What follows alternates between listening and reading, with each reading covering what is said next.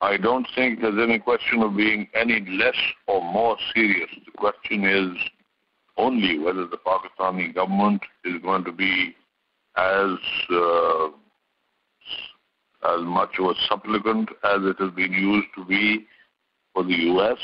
And I think this time round, the Pakistani government has decided to declare its independence, and they are not going to do what the U.S. asked them to do. For the record, the Haqqani group has declared immediately after the attack on the U.S. embassy, Sirajuddin Haqqani spoke and he said he was actually in Afghanistan. So that's one part of the story. The other part of the story is the Pakistan military's physical capability.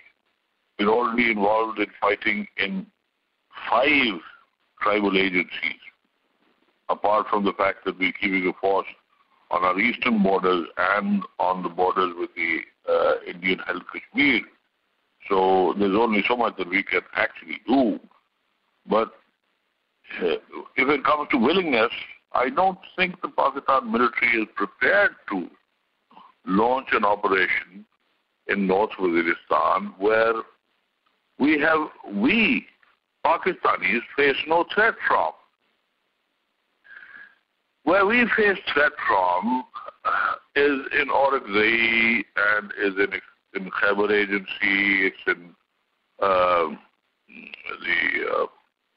neighboring agencies from the Major and the Mumand Agency, and the U.S. is not prepared to do a damn thing about that. So I think perhaps the U.S. should also realize if you're not prepared to do a damn thing about our problem, why should we do anything about yours?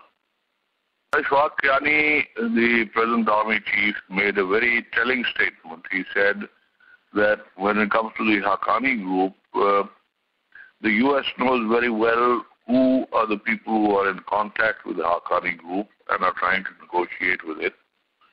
And we aren't the only one, and to try and single out Pakistan is a little unfair. The U.S. has been for long trying to negotiate with the Haqqani group. For the record, and I think this is important for the American people to understand, I hope you don't censor all this, because the impression in the American media is that the Haqqani group has been part of the Al-Qaeda agency. The Haqqani group, in fact, has never been associated with Al-Qaeda. In 1995, when Hamid Karzai was a member of the Taliban group, he was one of the Sarars of Mullah Muhammad Umar. At that time, Jalaluddin Haqqani, the father, was fighting against the Taliban. And the Haqqani group decided to join the Taliban only when Kabul fell and they realized that the ISI and the CIA were going to use every means to make sure that the Taliban won. So they joined them. But they never joined Al-Qaeda.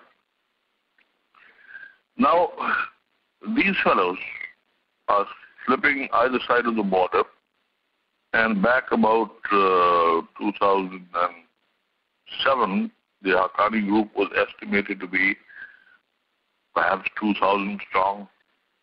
Today, the U.S. estimates them at between 15 and 18,000 strong. They have grown in strength because the U.S. has demonized them so much that all Afghans who want to join any liberation movement of Afghanistan are prepared to join them.